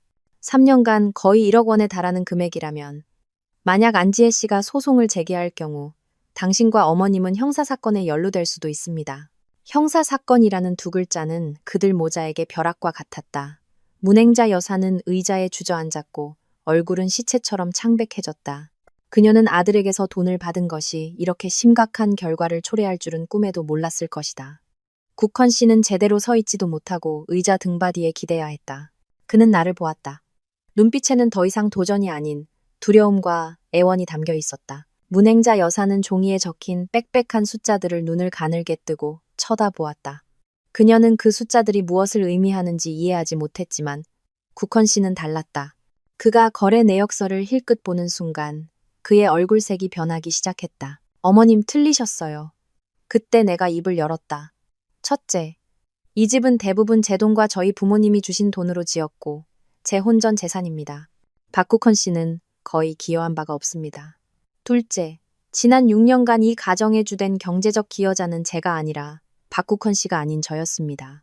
셋째, 저는 배신한 남편에게 제 재산을 나눠줄 의무가 없습니다. 법이 저를 보호할 겁니다. 나는 일어나 문행자 여사 앞으로 다가갔다. 어머님 말이 맞아요. 이 집에서는 어머님 말씀이 법이었죠. 하지만 유감스럽게도 우리는 진짜 법이 있는 사회에 살고 있습니다. 그리고 법 앞에서는 모든 잘못된 행위는 대가를 치러야 합니다. 나는 다시 국헌 씨를 돌아보았다. 아직도 당신이 기여한 몫이 있다고 말하고 싶어요? 아직도 재산의 절반을 요구하고 싶어요? 아니면 이제는 어떻게 하면 감옥에 가지 않을까만 생각하고 싶어요? 방 안은 침묵에 잠겼다.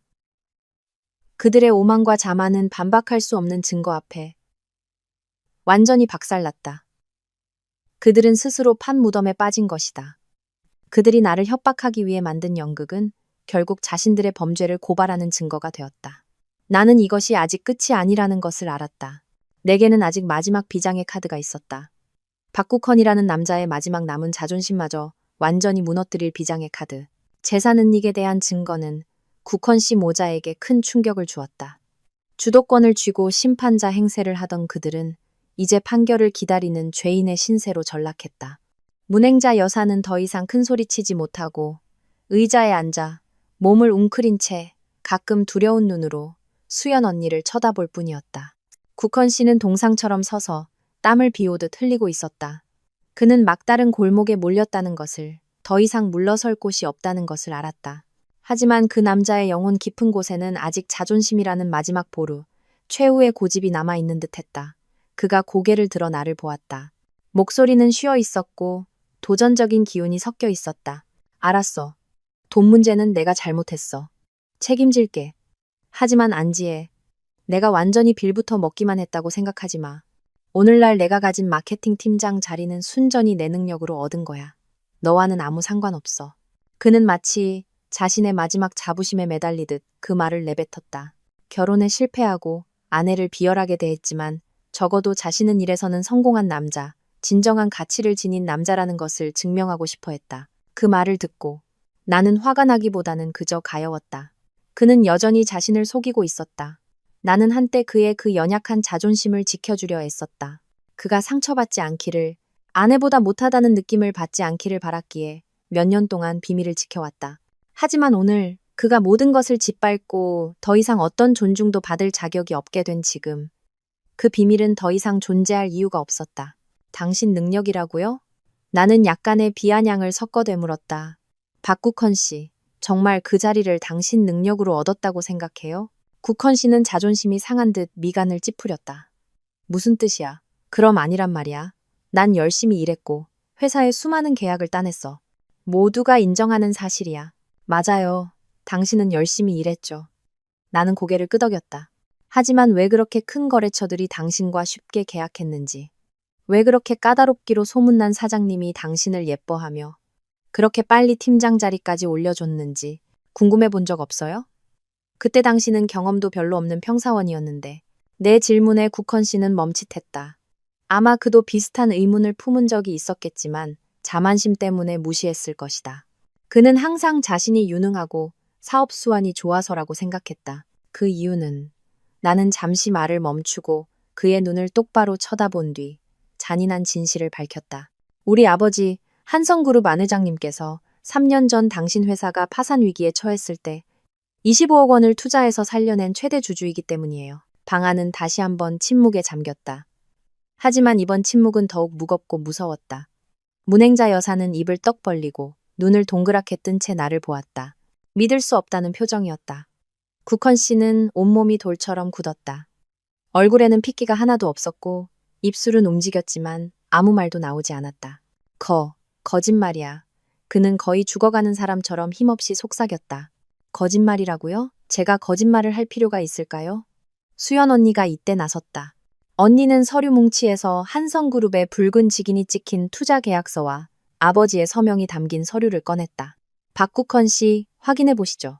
3년 전 당신이 일하던 미디어 회사는 심각한 재정 위기로 해체 위기에 놓여 있었습니다.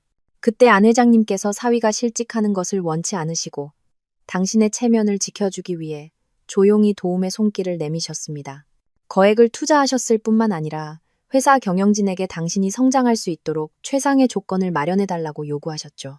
당신의 팀장 자리는 과장 좀 보태서 말하자면 당신 장인어른 이 돈으로 사준 겁니다. 적나라한 진실이 더없이 잔인하게 드러났다. 집뿐만 아니라 국헌 씨의 경력, 그의 가장 큰 자부심마저도 우리 가족의 은혜 위에 세워진 것이었다. 그는 자수성가한 성공한 남자가 아니었다. 그는 그저 아내의 거대한 그늘 아래서 혜택을 보는 좋은 남자에 불과했다. 그가 전혀 몰랐거나 혹은 애써 외면했던 진실. 국헌 씨는 비틀거리며 몇 걸음 물러섰다. 그는 테이블 모서리에 부딪혀 거의 넘어질 뻔했다. 그는 나를 보았다. 눈빛에는 더 이상 도전이나 애원이 아닌 무서운 공허함이 담겨 있었다. 그가 애써 쌓아 올린 모든 것, 유능하고 성공한 남자, 가장이라는 이미지가 단 하루아침에 산산조각 났다. 그가 항상 지키려 했던 남자의 자존심은 이제 내가 가루로 만들어버렸다. 그에게는 아무것도 남지 않았다. 사랑도, 경력도, 자존심도. 그는 그저 텅 빈 껍데기, 자신이 만든 연극 속에서 비참하게 실패한 패배자일 뿐이었다. 왜 한 번도 말해주지 않았어? 그는 목소리가 갈라진 채 속삭였다. 한때는 당신을 사랑했으니까요. 나도 목이 메인 채 대답했다. 당신의 자존심을 지켜주고 싶었으니까. 하지만 당신, 그리고 당신 어머니가 직접 모든 것을 부숴버렸어요. 나는 그의 비참한 모습을 더 이상 보고 싶지 않았다. 나는 돌아섰다. 눈물이 조용히 흘러내렸다. 이 싸움에서 나는 이겼지만 그것은 눈물과 씁쓸함으로 얼룩진 승리였다. 마지막 진실의 폭로는 국헌 씨의 남은 저항 의지를 완전히 꺾어버리는 치명타가 되었다. 그는 바닥에 주저앉아 두 손으로 머리를 감쌌다. 어깨가 심하게 떨렸다. 소리내어 울지는 않았지만 굴욕과 절망의 눈물이 속으로 흐르고 있음을 알 수 있었다. 항상 강한 척, 집안의 기둥인 척했던 남자가 이제는 어린아이처럼 무너져 내리고 있었다. 문행자 여사도 처음의 충격 이후 더 이상 아무 말도 하지 못했다. 그녀는 의자에 몸을 웅크린 채 아들을 안타깝게 바라보았다. 그 눈빛에는 동정심과 함께 두려움도 섞여 있었다. 아마 이제야 자신들이 건드려서는 안 될 사람을 건드렸다는 것을 깨달았을 것이다. 그들은 나를, 그리고 우리 가족의 힘과 영향력을 너무나도 과소평가했다. 그들은 처음부터 이길 수 없는 게임에 스스로 뛰어든 것이다. 방 안은 다시 침묵에 잠겼다. 국헌 씨의 흐느낌만이 들릴 뿐이었다. 나와 수연 언니는 아무 말 없이 서 있었다. 그가 자신의 붕괴와 마주할 시간을 주었다. 한참 후 겨우 평정을 되찾은 듯 국헌 씨가 고개를 들었다. 그는 나를 보지 않고 허공을 응시했다. 목소리는 생기 없이 쉬어 있었다. 서명, 할게. 그 두 단어는 마치 마지막 남은 힘을 다 짜낸 듯 힘겹게 나왔다. 수연 언니는 아무 말 없이 이혼 합의서와 펜을 그에게 밀어주었다. 국헌 씨는 비틀거리며 일어나 테이블로 다가갔다. 그는 떨리는 손으로 펜을 쥐었다. 서류를 한참 동안 바라보다가 망설임 없이 자신의 이름을 서명했다. 평소에 힘있고 자신감 넘치는 필체와는 달리 삐뚤빼뚤하고 엉망인 서명이었다. 서명을 마친 그는 서류를 내 쪽으로 밀고 말없이 계단 쪽으로 몸을 돌렸다. 그는 더 이상 아무 말도 하지 않았다. 사과도 매달림도 없었다. 아마 더 이상 말할 면목도 없었을 것이다. 아들이 떠나는 것을 본 문행자 여사도 황급히 일어나 그를 따라갔다. 떠나기 전 그녀는 나를 돌아보았다. 증오와 두려움, 그리고 약간의 후회가 섞인 복잡한 시선이었다. 하지만 모든 것은 너무 늦었다. 잠깐만요. 내가 그들을 불러 세웠다. 국헌 씨와 시어머니는 계단 앞에서 멈춰섰다. 나는 테이블로 다가가 우리 두 사람의 서명이 모두 담긴 이혼 합의서 한 부를 집었다. 이건 당신 거예요, 박국헌 씨. 나는 그에게 서류를 건넸다. 합의서에 따라 당신과 당신 어머니는 24시간 내에 개인 짐을 챙겨 이 집에서 나가야 해요. 24시간 후에는 모든 자물쇠를 교체할 겁니다. 집에 남은 모든 물건은 버리는 것으로 간주할 거고요. 국헌 씨는 아무 말 없이 내 손에서 서류를 받아들었다. 그리고 하나 더. 나는 그의 눈을 똑바로 쳐다보았다. 당신에게 살 길 하나는 주죠. 재산 은닉 혐의로 당신을 고소하지 않을 거고 당신 회사의 팀장 자리의 진실에 대해서도 말하지 않을 거예요. 지난 6년간의 결혼 생활에 대한 내 마지막 정의라고 생각해요. 단, 조건이 있어요. 무슨 조건? 국헌 씨가 속삭이듯 물었다. 앞으로 당신과 당신 가족, 다시는 내 앞에 나타나지 마세요. 내 인생을 방해하지도 말고요. 그렇지 않으면 이 모든 증거들은 내 변호사, 서류 가방 안에만 있지는 않을 겁니다. 내 말은 경고이자 그에게는 구원이었다. 나는 그를 막다른 길로 몰고 싶지 않았다. 그저 모든 것을 단호하게 끝내고 싶었을 뿐이다. 국헌 씨는 무겁게 고개를 끄덕였다. 알았어. 그렇게 말하고 그와 그의 어머니는 힘없이 위층으로 올라갔다. 나는 그들의 뒷모습을 바라보았다. 텅 빈 감정이 밀려왔다. 싸움은 끝났고 나는 이겼다. 그런데 왜 조금도 기쁘지 않을까? 수연 언니가 다가와 내 어깨에 손을 얹었다. 괜찮아질 거야, 지혜야. 너 정말 용감했어. 나는 언니를 보며 억지로 미소를 지었다. 고마워요, 언니. 언니가 없었으면 정말 어떻게 해야 할지 몰랐을 거예요. 친구 사이에 뭘. 자, 이제 여기선 할 일 다 끝났어. 난 먼저 갈게. 너도 좀 쉬어. 나머지는 시간이 해결해 줄 거야. 수연 언니는 그렇게 말하고 가방을 챙겨 떠났다. 넓은 집에는 이제 나 혼자 남았다. 나는 소파에 주저앉았다. 몸과 마음이 모두 지쳐 있었다. 모든 일이 너무나 빠르고 정신없이 마치 폭풍이 휩쓸고 간 것 같았다. 내가 옳은 일을 한 걸까? 나는 스스로에게 물었다. 어쩌면 내가 너무 잔인했을지도 모른다. 하지만 이내 임혜진에게 프러포즈하던 국헌 씨의 모습, 나를 욕하던 시어머니의 모습, 내 재산을 빼앗으려던 그들 모자의 계획이 떠올랐다. 아니, 나는 틀리지 않았다. 나는 그저 나를 지켰을 뿐, 내게 속한 것을 되찾았을 뿐이다. 그들이 스스로 바람을 심었으니 폭풍을 거두는 것은 당연했다. 나는 한참 동안 앉아 있다가 일어나 집안을 둘러보았다. 이 집은 한때 나의 자부심이자 보금자리였다. 이제는 고통스러운 기억으로 가득 찬 차가운 공간일 뿐이었다. 나 역시 이곳에 오래 머물지 않을 것이라는 것을 알았다. 떠나야 했다. 새로운 시작, 낡은 상처를 떠올리게 하지 않는 곳이 필요했다. 마지막 판결은 법원이 아닌 그들 자신의 행동에 의해 내려졌다. 그리고 그 판결은 그들뿐만 아니라 이미 죽어버린 우리의 결혼 생활에게도 내려진 것이었다. 위층 침실문이 쾅 닫히고 문행자 여사의 울음소리와 국헌 씨의 패배한 뒷모습이 사라지자 넓은 집은 등골이 오싹할 정도로 무거운 침묵에 잠겼다. 나는 여전히 난장판이 된 거실 한가운데 서 있었다. 국헌 씨가 준비했던 로맨틱한 공간은 이제 차가운 비극의 무대일 뿐이었다. 촛불은 거의 다 타들어가 마치 마른 눈물처럼 테이블 위에 촛농 자국을 남겼다. 장미, 와인, 여자 향수가 뒤섞여 숨막히고 잊히지 않는 혼합된 냄새를 풍겼다. 폭풍은 지나간 듯 했지만 그 여파는 여전히 공기 중에 맴돌았다. 더 이상 분노도 고통도 느껴지지 않았다. 감정의 경랑이 빠져나가고 내 안에는 끝없는 공허함만이 남았다. 몸과 마음이 모두 지쳐 있었다. 수연 언니는 떠났지만 가기 전에 내 손을 꼭 잡고 당부했다. 지금이야말로 네가 가장 강해져야 할 때야. 그들에게 어떤 약한 모습도 보이지 마. 나는 이해했다. 그들이 내 인생에서 완전히 사라지기 전까지는 싸움은 아직 끝난 것이 아니었다. 나는 지친 발걸음으로 집안을 둘러보았다. 이 집은 한때 나의 자부심이자 내가 모든 열정을 쏟아부은 보금자리였다. 이제는 구석구석이 기억 속의 칼날처럼 마음을 베었다. 나는 소파에 주저앉았다. 마치 내 집에서 이방인이 된 기분이었다. 그날 밤은 내 인생에서 가장 긴 밤이었다. 나는 더 이상 우리 침실에서 자지 않았다. 서재로 들어가 문을 잠그고 안락의자에 몸을 뉘었다. 잠을 이룰 수 없었다. 위층에서 희미한 소리가 들려왔다. 문행자 여사의 흐느끼는 소리. 그리고 가끔 섞여 들려오는 국헌 씨의 짜증 섞인 목소리. 엄마, 조용히 좀 해요. 운다고 뭐가 해결돼요? 그리고 다시 속삭이는 소리들. 아마 그들은 자신들의 몰락에서 벗어날 길을 찾으려 의논하고 있었을 것이다. 하지만 나는 더 이상 관심이 없었다. 그들의 모든 음모와 계획은 이제 무의미해졌다. 나는 천장을 멍하니 바라보며 누워 있었다. 머릿속은 수천 가지 생각으로 복잡했다. 내가 옳은 일을 한 걸까?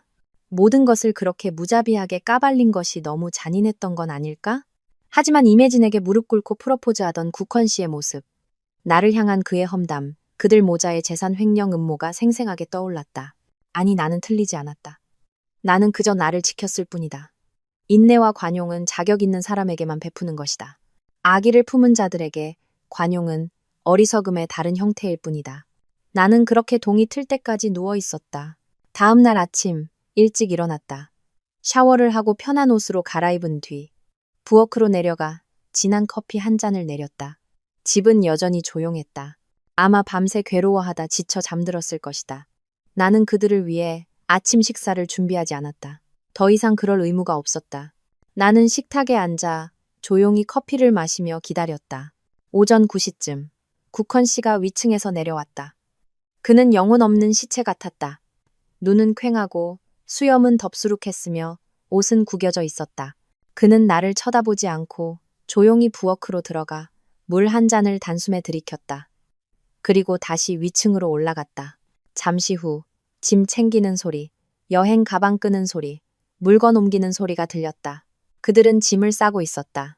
나는 여전히 조용히 앉아 있었다. 나는 그들에게 공간을 주었고 그것은 나 자신에게 마지막 평화를 주는 것이기도 했다. 정오가 가까워질 무렵 낡은 소형 트럭 한 대가 대문 앞에 멈춰섰다. 국헌 씨와 그의 어머니는 말없이 자신들의 짐 상자를 차로 옮기기 시작했다. 가져갈 짐은 많지 않았다. 옷 상자 몇 개, 낡은 책 몇 권, 그리고 자잘한 개인 물품들 뿐이었다. 소파 세트, 커브드 TV, 양문형 냉장고부터 값비싼 그림까지 집안의 모든 귀중품은 내 돈으로 산 것이었고 합의에 따라 내 소유였다. 나는 2층 발코니에 서서 멀리서 그들을 조용히 지켜보았다. 항상 화려하게 차려입고 여왕처럼 굴던 문행자 여사가 이제는 색바랜 옷을 입고 있었다. 하룻밤 사이에 머리카락은 더 희끗해진 것 같았다. 그녀는 더 이상 울거나 소리치지 않았다. 그저 뜰의 돌 의자에 앉아 허공을 멍하니 바라볼 뿐이었다. 너무 큰 충격이 그녀의 모든 오만과 생기를 앗아간 듯했다. 국헌 씨는 기계처럼 묵묵히 일했다. 그는 상자를 하나씩 날랐고 등은 땀으로 흠뻑 젖었지만 얼굴에는 아무런 감정도 드러나지 않았다. 그 광경은 내게 통쾌함보다는 이상하게 씁쓸한 감정을 안겨주었다. 나는 저 남자를 사랑했었다. 그와 함께 행복한 가정을 꾸리고 싶었다. 하지만 결국 남은 것은 폐허와 파괴뿐이었다. 트럭에 짐이 다 실리고 떠날 준비가 되었을 때 국헌 씨가 마지막으로 대문 밖으로 나왔다. 무거운 철문을 닫기 전 그는 갑자기 고개를 들어 내가 서 있는 발코니 쪽을 바라보았다. 우리의 시선이 잠시 마주쳤다. 그의 눈에서 아무것도 읽을 수 없었다. 증오도 후회도 아닌 그저 공허함. 극도의 절망뿐이었다. 그리고 그는 몸을 돌렸다. 어머니와 함께 트럭에 타지 않았다. 그는 말없이 걷기 시작했고 거리의 인파 속으로 사라졌다. 마치 집도 방향도 잃은 노숙자처럼 무거운 철문이 그의 등 뒤에서 끼익 하는 소리를 내며 닫혔다. 그 소리는 내게 고통과 거짓으로 가득했던 인생의 한 장이 닫히는 소리였다. 과거는 정말로 등 뒤에 남았다. 집은 이상할 정도로 텅 비고 썰렁해졌다. 나는 집안을 돌며 절대적인 정적을 느꼈다. 국헌 씨의 시끄러운 게임 소리도 문행자 여사의 잔소리도 없었다. 오직 나 혼자였다. 하지만 이 고독은 나를 두렵게 하지 않았다. 오히려 아주 오랫동안 느끼지 못했던 자유로운 감정을 안겨주었다. 내가 가장 먼저 한 일은 열쇠 수리공을 부르는 것이었다. 대문부터 모든 방문까지 집안의 모든 자물쇠를 교체했다. 더 이상 원치 않는 침입은 없어야 했다. 그리고 대청소를 시작했다. 모든 창문을 활짝 열어 햇빛과 바람이 들어오게 해 답답하고 억눌린 공기를 몰아냈다. 국헌 씨와 그의 어머니가 쓰던 방을 정리하고 남은 모든 것을 버렸다. 찢어진 양말 한 짝, 쓰다 남은 약병, 낡은 신문. 나는 모든 것을 미련 없이 큰 쓰레기 봉투에 담았다. 마지막으로 침대 머리맡에 걸린 큰 결혼사진 앞에 섰다. 사진 속의 나와 국헌 씨는 아주 환하게 웃고 있었다. 행복했던 초기의 미소. 나는 한때 그 미소를 아주 사랑했지만 지금 다시 보니 너무나 거짓되어 보였다. 나는 조용히 사진을 내렸다. 깨트리거나 찢지 않았다. 그저 낡은 상자에 넣어 창고 깊숙이 밀어 넣었다. 과거는 간직되어야 한다. 그리워하기 위해서가 아니라 다시는 같은 실수를 반복하지 않기 위해 스스로를 상기시키기 위해서. 그 후 며칠 동안 나는 나만의 삶을 살았다. 부모님께 전화해 모든 것이 괜찮다고 말씀드렸다. 아버지는 한참 동안 침묵하시다가 전화기 너머로 한숨을 쉬셨다. 이제 집으로 돌아오너라, 딸아. 아빠 엄마는 항상 여기서 널 기다리고 있단다. 아버지의 목소리는 안타까움으로 가득했지만 한없이 다정했다.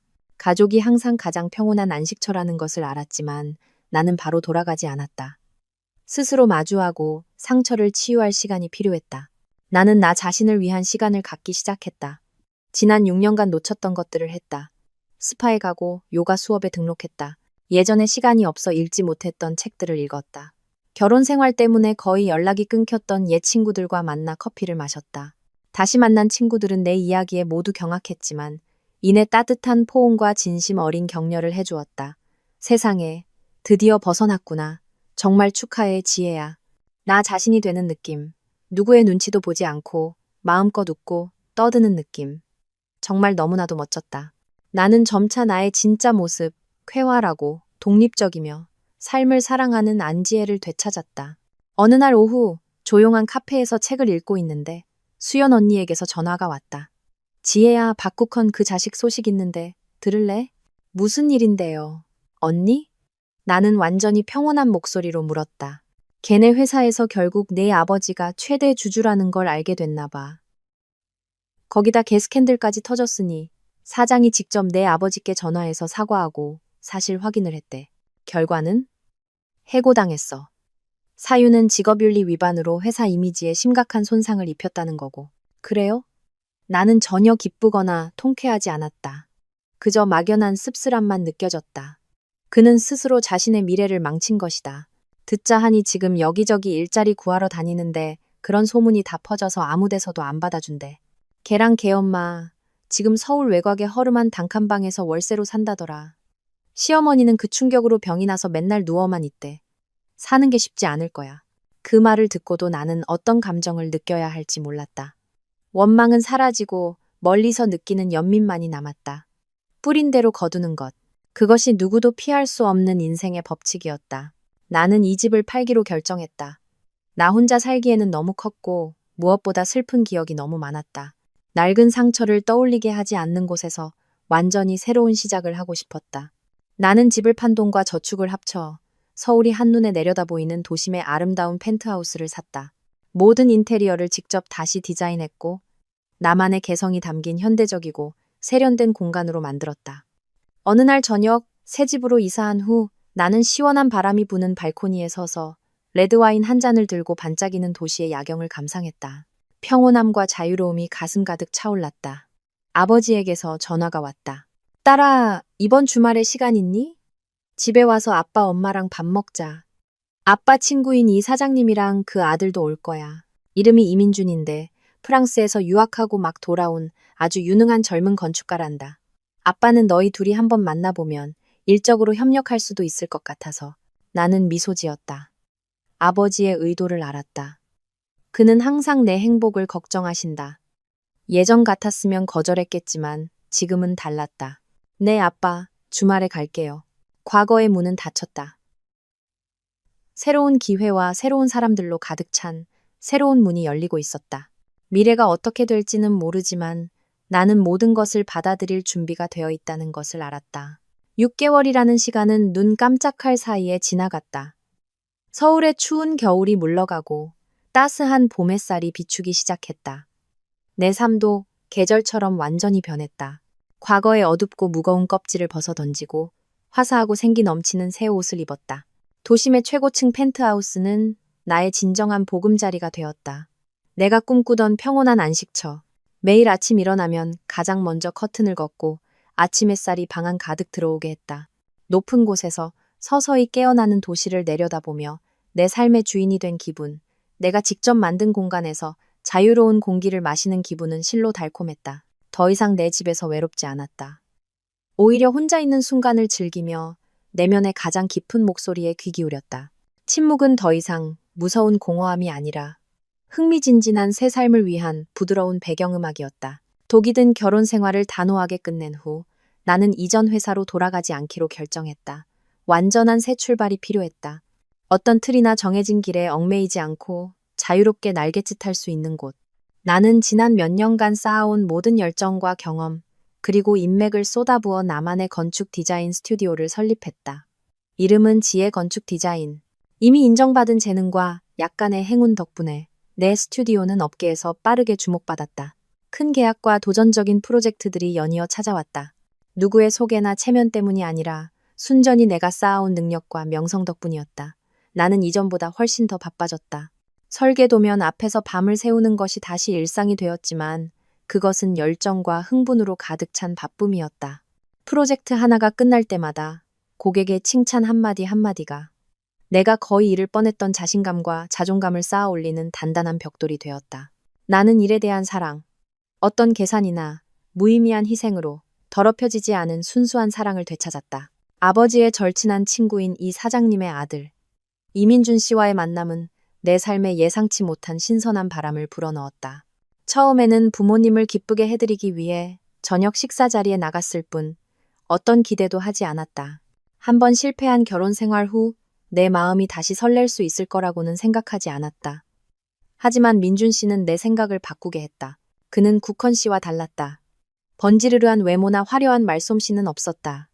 그에게서는 경험 많고 깊이 있는 남자의 차분함이 느껴졌다. 그는 프랑스에서 수년간 공부하고 일하다 막 돌아왔고 자유로운 사고방식과 예술적인 영혼을 지니고 있었다. 그날 만남에서 우리는 사교적인 잡담이 아니라 건축, 예술, 세계의 유명한 건축물에 대해 아주 오랫동안 이야기했다. 우리는 디자인 철학과 삶에 대한 가치관에서 놀라울 정도로 잘 통했다. 우리 둘 다 미니멀하고 세련된 것을 좋아했고 겉모습의 화려함보다 진정한 가치를 소중히 여겼다. 그 대화는 우리를 자연스럽게 가깝게 만들었다. 우리는 데이트를 시작했다. 촛불 아래의 로맨틱한 데이트가 아니라 서울의 골목골목을 누비며 오래된 건축물을 찾아다니거나 북카페에 나란히 앉아 새로운 디자인 아이디어에 대해 토론하는 시기였다.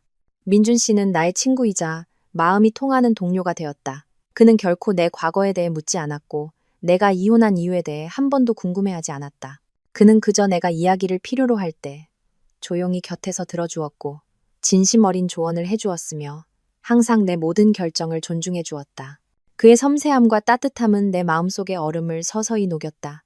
그는 이 세상에는 여전히 괜찮은 남자들, 여자의 영혼과 지성, 그 자체를 사랑하는 남자들이 있다는 것을 보여주었다. 가끔 공통의 친구들을 통해 나는 우연히 국헌 씨에 대한 단편적인 소식을 듣곤 했다. 나와 헤어진 후 그의 삶은 실패와 막다른 골목의 소용돌이에 빠져 있었다. 해고당하고 업계에 나쁜 소문이 퍼져 어떤 회사도 그를 받아주지 않았다. 그는 작은 자영업을 시도했지만 끈기 없는 성격과 낭비벽 때문에 모든 것이 금방 실패했다. 수입원이 끊기고 내게서 받던 지원도 없어지자 그는 현실을 도피하듯 술과 도박에 빠져들었다. 남은 돈도 금방 사라졌다. 문행자 여사는 너무 큰 충격으로 중병을 앓았다. 국헌 씨는 돈이 궁에 마지막 남은 귀중품까지 팔아 어머니를 치료하려 했지만 결국 소용이 없었다. 그녀는 외로움과 가난 속에서 후회와 씁쓸함을 안고 허름한 단칸방에서 세상을 떠났다.